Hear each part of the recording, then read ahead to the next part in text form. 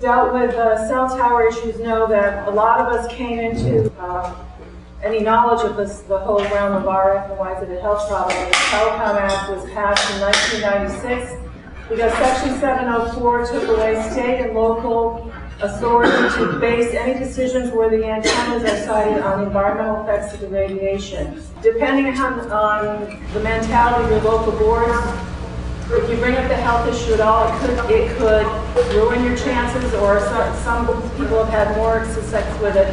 But if the way that the federal courts have looked at it is if the point can be made by a wireless company that the major reason that an antenna site was not given a permit is because of health issues, they can appeal it to federal court and they can win. If there's not enough other evidence in the proceedings on other issues. So that's what got a lot of us into this. We thought, well, isn't that a violation of your First Amendment rights? You can't go to the local board and talk about a whole section of what the issue would be. And that's what took the motivation that we took the first case to the Supreme Court was to challenge that. And of course, that case and the two subsequent ones, they dismissed it on procedural grounds. We never really got the courts to look at the science.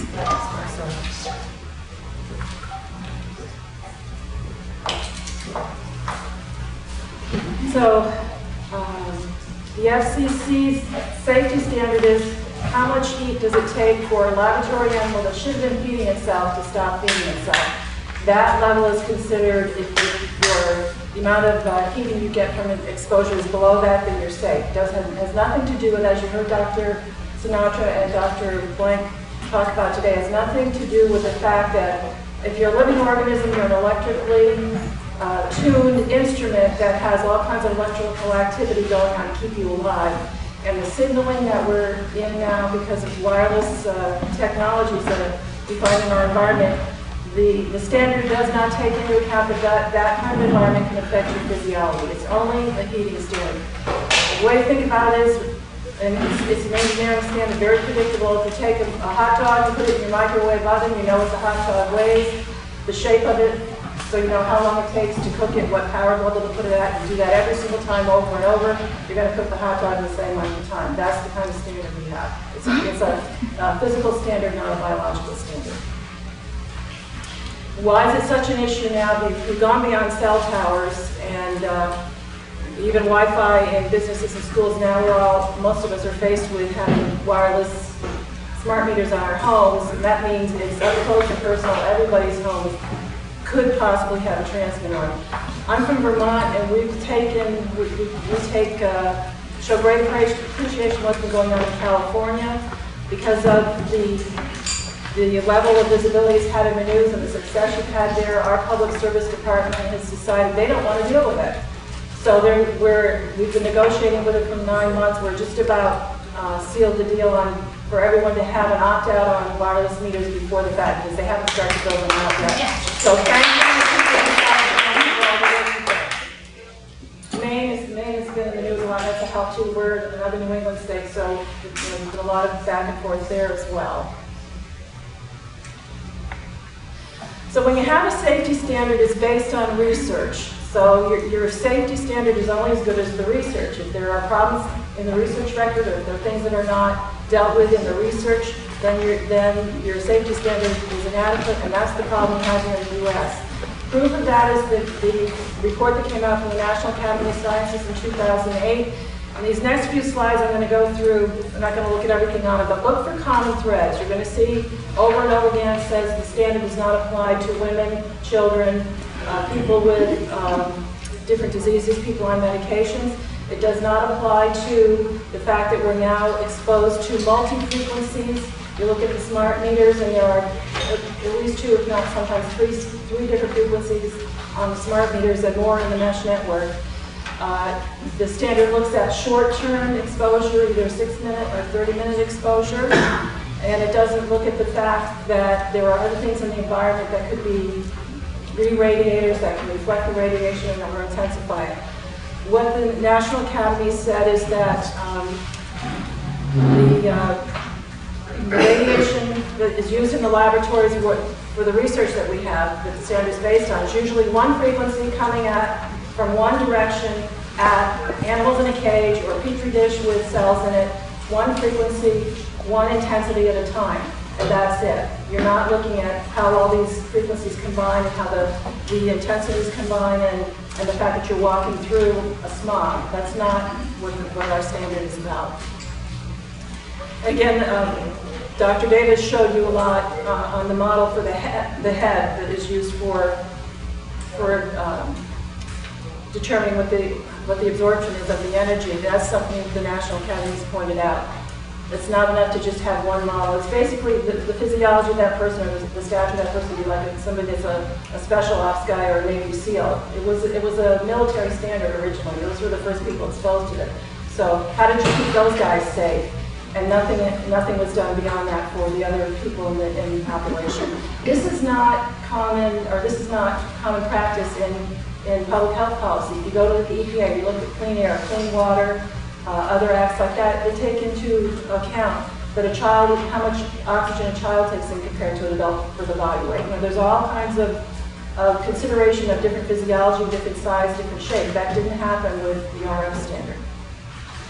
On the National Academy's panel were two scientists that we heard about today. One was Om Gandhi, and you've all seen his, you're familiar with this modeling of his. And he I thought was quite outspoken. I attended and was able to put in some public comment at that workshop. But this is the perfect example. The 10-year-old, the adult is what the standard applies to. You can see the difference for a 10-year-old and a 5-year-old, how much more radiation they absorb. Their skull is thinner, there's more water in their body, so there's more absorption when it's a child. Another one was Lika Kaifas. She's worked for EPRI, and she's worked for the WHO's EMF project, and she's part of the study here. When Libby gives her presentation, she's got a little anecdote about this. But this illustrated, again, there's no consideration of mothers, children, that kind of thing, and yet she participated in this study that we heard about earlier in the day. How does cell phone use by the mother affect a child when they begin school at 7 years of age? What kind of things are they seeing? This is a Danish study, and the Danes track children from birth up through. There's a whole database on that. We don't have something similar to that in the U.S., so it hampers our ability to research, but this is a good illustration of what could be done if we have the funding. And things that they saw: hyperactivity, emotional symptoms, conduct problems, and peer problems. So that's a hindrance to learning when you're starting. This is the age when you're beginning school. It's not a good thing. Our safety standard, again, I said if you're someone that's in a telecom occupation, your exposure is based on 6-minute intervals, how much radiation, and get out of there, cool off, come back, work for another 6 minutes, go out, come back. For the general public, if you're somebody that's, say, on an apartment roof that has the antennas, maybe you want to sunbathe up there, 30 minutes, and then you should be out of there. There needs to be signage for all that. That doesn't even happen. But how does this apply to something like a smart meter in your house? What does a 6-minute interval or a 30-minute interval of exposure have to do with smart meter? Or if you're in school, Wi-Fi. Or if you're in an office, it's Wi-Fi. So the standard does not apply to people's everyday lives. The research record goes only up to 1986. And think back to 1986, how many people had cell phones, how many antennas were out there to work for public safety and for some other things. But there wasn't it in every nook and cranny of where you go in life. They weren't in public libraries, they weren't in airports, they weren't in coffee shops. So the standard is very obsolete, inadequate, out of date. Some more things that they talk about. Again, the combination of exposures that you find in everyday life is not included in the standard. And as we've heard today, and the Bio-Initiative report is a good example of that, how many studies there are. There's a 3-volume set, I didn't bring it up with me, of studies that show that there are effects below heating levels. And the standard is based only on thermal, on a heating level. So there are a lot of studies that weren't even incorporated into the standard. This is a list of studies that are at antenna levels of intensity, in other words, fairly low. The thing to look at is how many different countries this is, and I've had epidemiologists look at this list and they say, well, that tells us this is a very diverse gene pool. Geographically, it's very different, and you're seeing similar complaints, similar health effects that people are reporting across all of this sample of the population. Leads an epidemiologist to say there's something here. It's not just something that's having a psychosomatic reaction because they look out their bedroom window and see an antenna. This is across a big population, so it gives that credibility. When I look at that, one thing that stands out to me, if there were nothing else but the research on melatonin, that would be enough for me to say there's a problem here and we should take precautions. But melatonin has so many implications for your well-being in general. If that were the only thing that we saw, I'd say that's enough for precaution, but you can see there are many more things as well. One thing that's left out of the standard that was mentioned specifically by the NAS is people with implanted medical devices. They may be electronic or they may be metallic, but the NIH estimates there are about 20 million Americans that have an implanted medical device. The FDA is not tracking them. They don't know where these people live. They don't know when smart grids going to be, or smart meters are going to be deployed near these people's homes. And we have one resource on this, Gary Allhopt, who's a PhD. His expertise is he's a geophysicist, MIT trained. His expertise is making very fine, minute measurements of electromagnetic fields so that you know where to go look for the coal, where to go look for the water, whatever it is that you're looking for mining and that kind of thing. He also has a deep brain stimulator for his Parkinson's disease. After 15 years of medication, he was getting so many side effects from that, he decided to go for the implanted medical device. And the doctor gave him a few precautions beforehand. After the surgery, they handed him a manual with 13 pages of things to worry about that you might have electromagnetic interference with. And since then, he's been documenting a lot of other things as well. We did a conference near where he lives. He presented for us in November of 2009, and the link to the YouTube presentation is on our website. Well, Magda Havas there as well, and Cindy Sage from Bioinitiative reported the Sage report.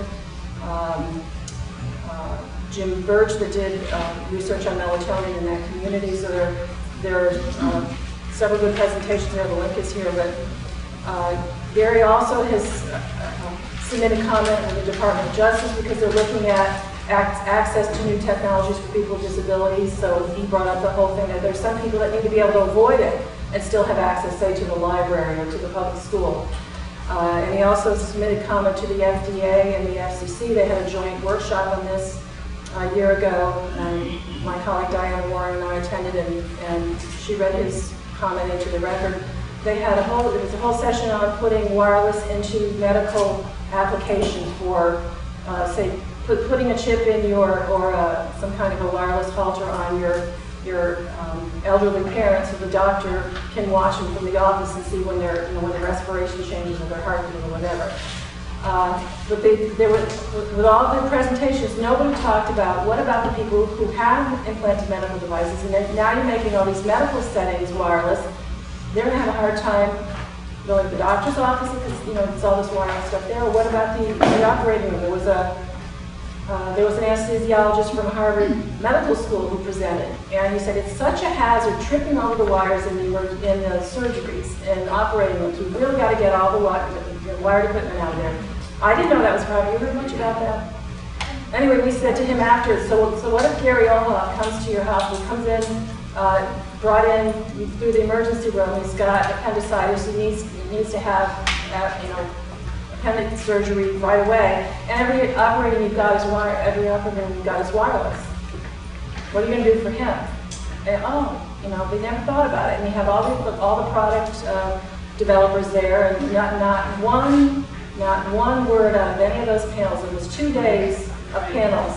The only mention they had of electromagnetic interference was of the equipment within the building itself. If your hospital, the stuff that you're doing over here in the operating room is not going to be interfered with the security when you come in the door. They didn't talk a thing about applications for people who have devices in them. We went down there to try to raise the consciousness of it, and they didn't even address it in the panel that was on electromagnetic interference. All of us heard in the news, I think it was about a month ago, it was the end of August, there was what's called the Black Hat Conference. It's a security conference in Las Vegas, and one of the fellows there who has an implanted insulin pump for his diabetes was able to demonstrate that somebody outside with a wireless computer hacked into his insulin pump and shut it off as a demonstration. So he made the news, he wrote a letter to the company, Medtronics, to see if they were going to get any response. He got no response, but we'd like to pack it on your chairs. If you look in there, there's a report he wrote to eWeek, which is an online journal, and told him what had happened, what was going on with that. And it's interesting to see what the company says about it. But they're making, the idea is they're supposed to make people's lives better with these devices, but yet if they can't protect them from malfunctioning, walking through a wireless world, somebody's got to do something about that. And that was, again, something the National Academy has pointed out. Another thing they pointed out, I've got metal frame glasses. A lot of women wear metal earrings, metal jewelry, and metal can, when the radiation hits it, reflect it and bounce things around, absorb it more, so that's not in your standard either. Even though it's a heating standard, that where you would think maybe something metallic would get it incorporated in the heating standard, and they haven't done that. One thing in particular, the one I have underlined at the bottom here, if you're thinking about smart meters on your house, again, the National Academy says that there's not studies in the record that show the effects resulting from exposure from low levels and intermittent sources of RF radiation. So what is a smart meter? It's not in the study. Have the U.S. health agencies done anything before this National Academy's report came out? Were any of the other agencies talking about this?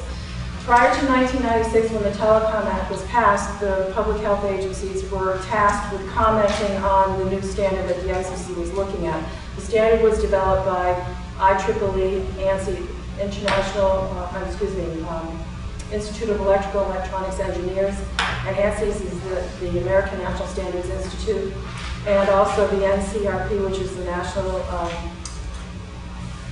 Council on Radiation Protection in the U.S. And what we ended up with is kind of the combination of the two. Before that, there was not a separate standard for non-workers. You saw the standard before 6 minutes if you're a worker, 30 minutes for a non-worker. Before 1996, it was just the workers standard. So that was one improvement. But the EPA in specific commenting on that, and they were the ones that pointed that out. It's because of the EPA's comment that we do have the two tiers. But they also point out all these things that are not in the standard. And if you look at what they're pointing out in 1993, and you look at the 2008 report from the NAS, very parallel. 1999, the Radio Frequency Interagency Work Group, which is EPA, FCC, FDA, OSHA, NIOSH, and National Telecommunications Information Agency, sit on that committee. They have public health responsibility, but only the FCC has the authority from Congress to accept the standard. They wrote a letter to the IEEE committee pointing out 14 things that they thought were wrong with the standard. Again, you look at the National Academy's report in 2008, which is 9 years later, the same list of problems. This is 9 years prior. In 1999, the National Toxicology Program, which is part of NIH, the FDA nominated radiofrequency radiation for a study from them, and why? They're pointing out again, non-thermal microwave exposures are not dealt with in the standard, and neither are long-term exposures. So again, you're seeing the same thing. We've been hearing this for more than 15 years now, and still nothing done. In 2001, the GAO report did a report in response to was Congressman Markey and Senator Lieberman. They've been getting a lot of complaints from their constituents about cell phones. Is the cell phone standard holding up to your head? Is it doing enough for people? GAO said no, you got to worry about how many more people are going to be using this, and said the FDA and the FCC need to do better, give better information. So they did put places on their websites where you can look up what's the radiation, what's the SAR amount from any particular phone model. And they put a little bit more on it, but that's all that's come out of any progress on the federal level in the U.S. since the Telecom Act was passed. 2003, the Radio Frequency Energy Work Group again wrote to the IEEE and said, we don't like the idea that you're calling the pin on your earlobe an extremity. Because if you call it an extremity, you don't have to take as much care how much heat it is. Well, your vagus nerve goes right up through there. You heard Dr. Sinatra talking about that. Lots of important things that your vagus nerve controls. So it's very important how much heat your earlobe absorbs. And they also said, you haven't answered our other letter. The IEEE wanted to relax the standard. They wanted to see why are you going to relax it when you haven't answered these other 14 issues that we have. And how come you don't make a difference between how much radiation your eyes should be able to, or have to be exposed to compared to, say, that your skull alone, or bone in your hand. Tissues are not the same. Their physiologies are different, so a one-size-fits-all standard, even for one person's head, there's five different kinds of tissues from your skin into your brain. You know, that's not incorporated into it. Still, and here we are in 2011, neither of those letters have gotten any answer. The NTP study was proposed, and they started putting information out about it in 2005, and again they're saying there's not enough science to say that long-term low-intensity exposures aren't going to hurt people, so that's why we need to do a study. In 2009, the FDA, their Center for Devices and Radiological Health, are the ones responsible for cell phones, asked for a private briefing on the bioinitiative report, so the co-editors, David Carpenter and Sage, came down to DC to do that. It's sort of like the FDA just wanted to check off that they'd done it, because there was nothing came out of the meeting. There were briefs on it, and it's like it never happened. Does Congress know anything about it, and when did they hear about it? In 1992, there was a hearing at the request of Senator Lieberman and Senator Dodd. There were a lot of their constituents, policemen in Connecticut, that were starting to get tumors in their thighs. Nobody told them when they started using radar guns for speed enforcement that you should shut the thing off before you put it in your lap. So they were between cars, they'd set the thing down in their lap, another car would come up and pick the thing up, and nobody told them to shut it off in between. And you never heard of people getting tumors in their thighs. So, what's the correlation there? They did a hearing on it. Ross Adey, that was one of the premier researchers in this field, he passed away about 6 years ago, but he really explained to me, I think, concrete terms. If you see here, 20 years of study to understand how body cells whisper to each other electromagnetically. If you're alive, your cells are whispering, as Dr. Sinatra said. With an EEG in your brain, that's what we're reading. If you're brain dead, you don't see that whispering anymore. You can't track it on an EEG. For your heart, electrocardiogram, we're tracking the electrical signal between your cells. So if you're alive, your cells are whispering electromagnetically. So the question is all this man-made electromagnetic whispering going to affect your physiology? And what's hard sometimes to get your brain around in this area of the science is sometimes the lower intensity gets the higher reaction, the higher adverse effect. The Salford studies on blood-brain barrier, the lower he went with the exposure, the more the blood-brain barrier was opened up. So if you think the way Dr. Adey explained it here, if your cells are whispering to each other, that's how they communicate. That's what they're going to respond to. If you're in a room of kids, say if you're a teacher or something like that, you want to get their attention. You don't shout at them, you start whispering. Then all of a sudden, you lean in, you don't want to miss it, you shout at them and they'll block you out. They put up a defense to it. It's almost, I think, similar to that with your cells. When you're really being bombarded with something, all your defenses are out there and you can fight it off for a while. But if this little low intensity, but so similar to your own physiology, if that's what's going on, then that's what can have more effect on your physiology. And that was the testimony at that hearing. You read the transcript of it, some of the policemen that were there sent us all the information, the whole record of it, because it went nowhere. But you read the transcript of it, the policemen came in and said what the problem was. And they had the scientists come in who said, yeah, this is a problem, Ross Adey being one of them.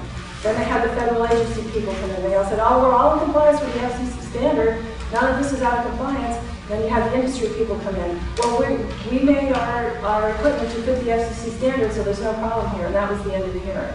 But that was 1992, almost 20 years ago.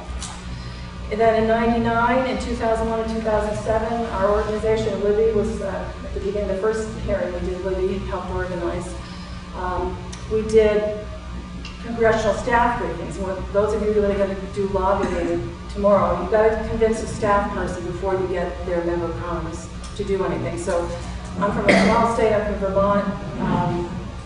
My delegation, we had some good staff people there that saw the issue here, so they've asked us 3 times to do staff briefings. So there were, depending on who's still there, but there were staff members, and then we got good response, but then other things come in. In 2001, for example, after Labor Day, we were going to, again, introduce legislation to reverse Section 704 of the preemption and also ask for research funding on this, and we all know what happened in September 2001. It kind of took the attention off of this issue. So after that, with elections, who's in power in which house or the other, whenever that changes, that makes a difference in what you're going to do with legislation too. The party that's in the majority decides whatever even gets out of committee, never mind, to the floor for a vote. So there's all the politics in that too.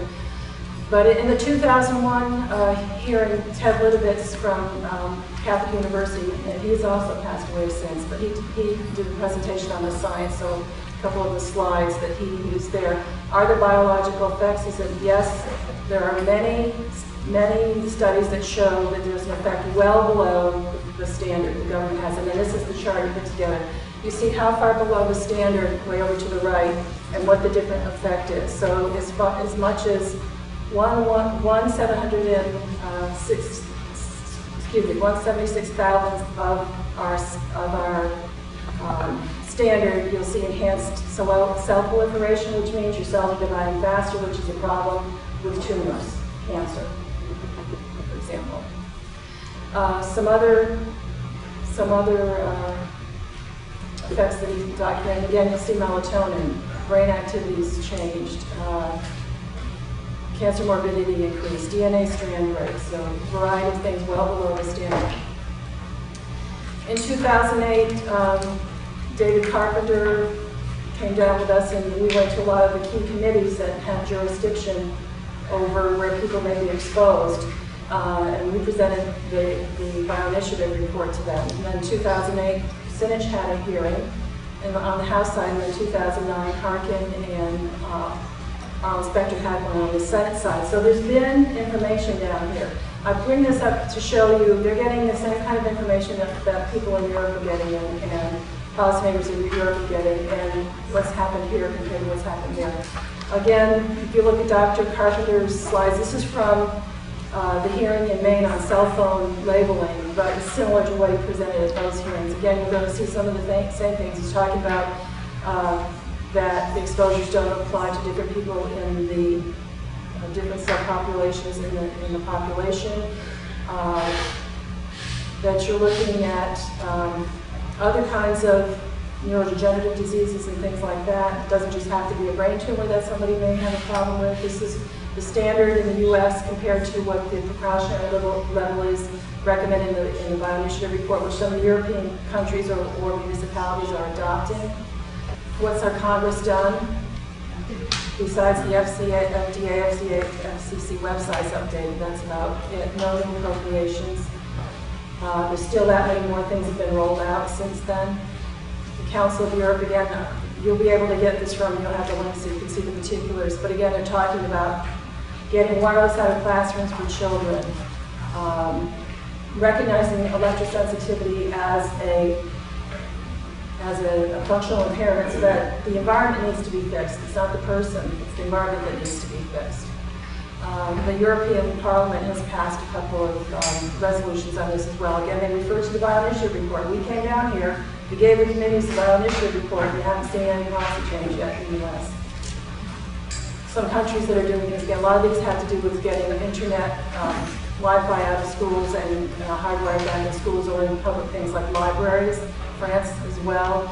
UK and Ireland, the same kind of thing. In Canada, they are allowed to have a 1,000-foot buffer zone in Vancouver between public schools and antenna sites. A lot of municipalities in California a couple of years, 2009, put out resolutions on the same idea. We should be able to keep antenna sites away from where the children are, and some other states as well. And then as far as smart meters, Maine is going to require an opt-out. California's, you've all seen in the news, a lot going on there. There's going to be an opt-out, whether it's the one you want yet, but at least you're going to get an opt-out. Vermont, we're close to having one. In California, there are 40 separate jurisdictions, the last, most current information I could find, of municipalities that said you're not putting up smart meters, not forcing our people to have wireless smart meters. And the city of Maine said, if you're going to have an opt-out, people shouldn't have to pay to protect their health. It shouldn't cost them to have the opt-out. That's one city in Maine. Illinois, Naperville, they won't call it an opt-out, but they're calling it a workaround. There's an opportunity for people not to have a wireless meter there. So it's gotten down to be, in the U.S., it's more of a local issue. We haven't had a lot of effect on the national level yet, but having an effect on the local issue hopefully will push its way up. And why is it an issue? If you want to look at the standard, the U.S. is at the top here. That's what we're allowed to be exposed to. You see how it goes down through other countries. The lowest is Salzburg, the province of Salzburg. That's what you see down here. And then below that, third one up from the bottom, mobile phone handsets can work at that low of intensity. Now, again, nobody has established what the threshold is, but we could have a lot lower exposures than what we got if policy is precaution rather than just risk-benefit analysis. Thank you.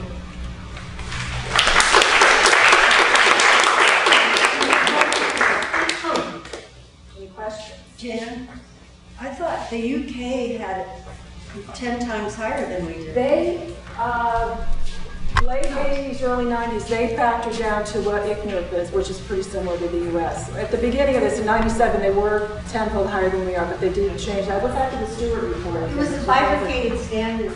The State Attorney General recommended that Connecticut not use smart meters at all. He filed a brief with the Public Utility Commission down there saying that they had a pilot study. I think it was about 1,800 small businesses and 1,800 residences. I think it was a 6-month trial with smart meters, and with what he looked at the data and what they showed, he thought over a 10-year period you might save $11 on your electric bill.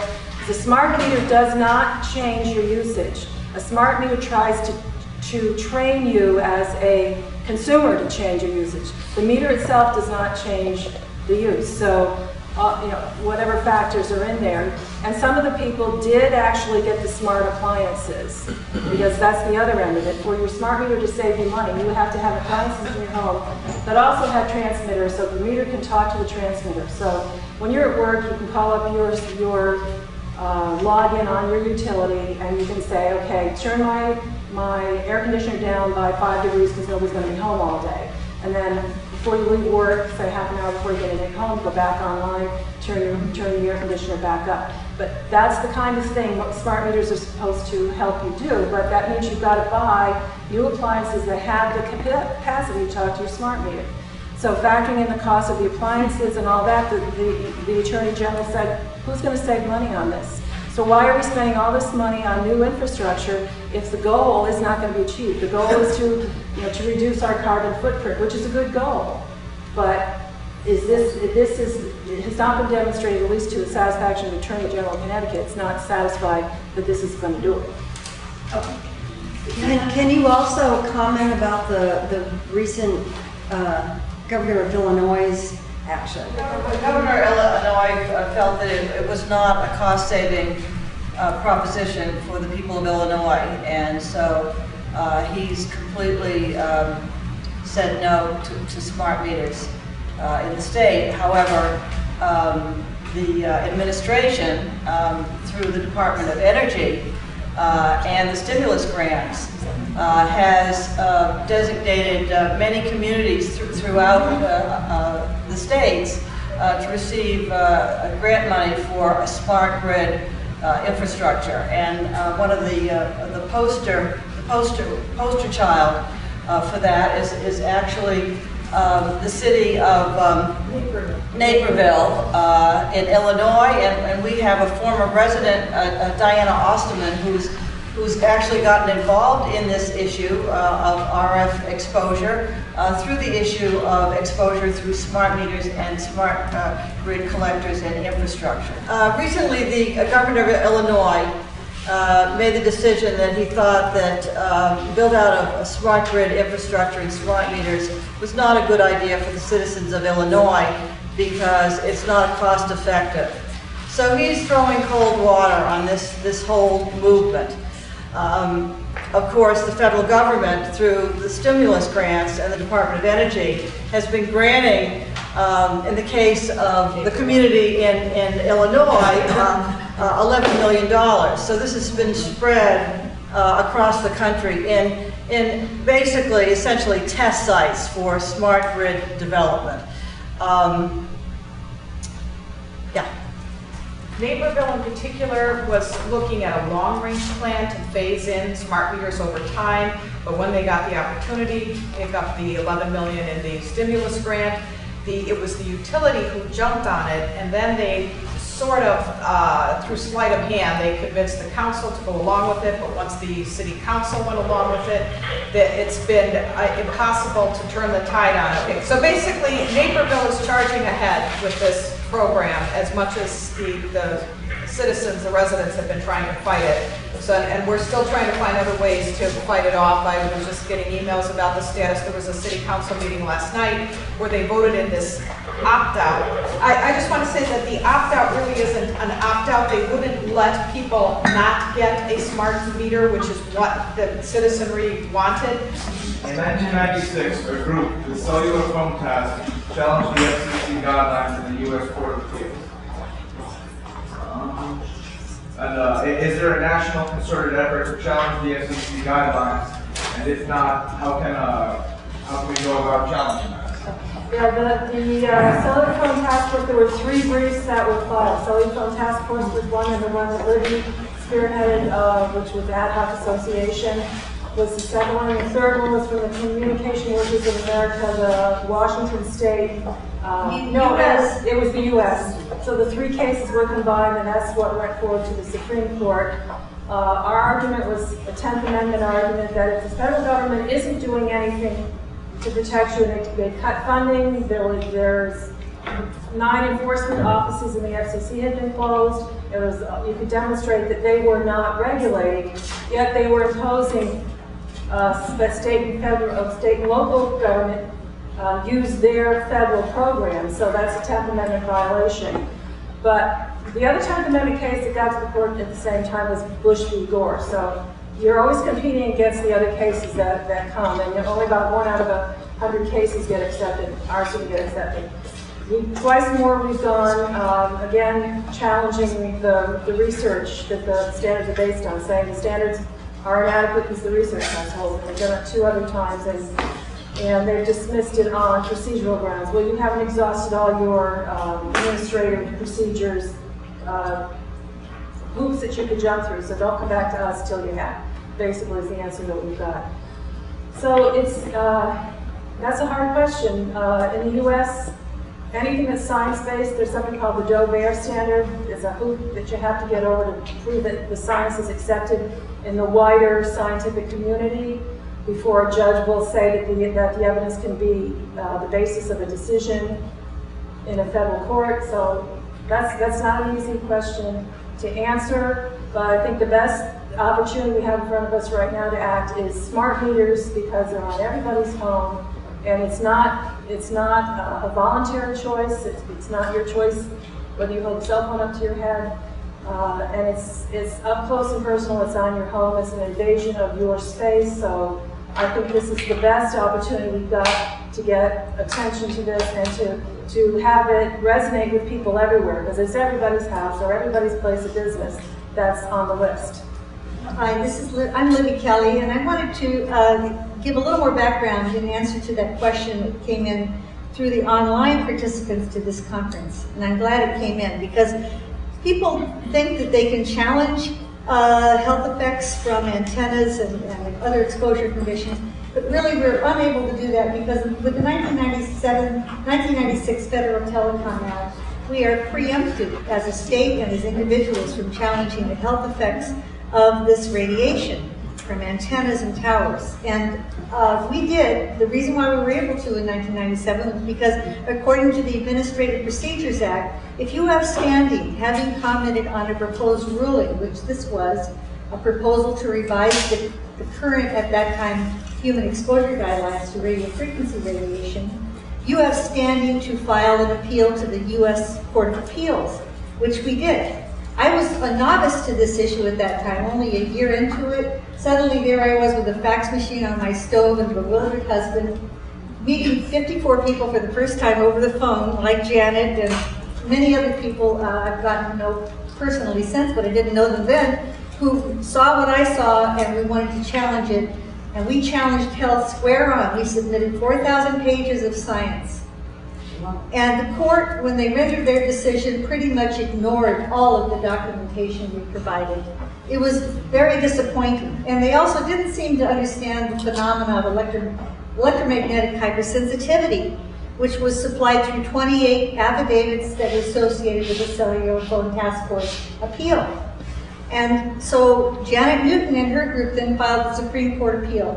When the Supreme Court denied our appeal, the writ for certiorari, they said, this law is too new, it should be legislated by the Congress, and it's too new to make any kind of constitutional or any other changes through the court system. Here we are now, 13 years later, and we feel that there's so much case law that's going from the local court through the state court to the circuit court. None of it can be upheld, but that is often the true reason, most of all, the true reason for these lawsuits. And we think the law is ripe and should be reviewed by the Congress, and new laws need to be written, and those bad laws, including the current requirement that makes the FCC guidelines the law of the land, need to be repealed. One of the other things that we've been doing at the EMR Policy Institute is providing comment to the FCC and other agencies whenever there's a request, a notice to do so. And we have made a filing on the broadband plan and on other occasions. What I would suggest to you all, that you and those groups that you work with and know, for you actually to go online whenever comments are requested by the FCC, to make a comment yourself. Because if you go on and you look at the list of comments that are received by the FCC, you see hundreds of comments by industry.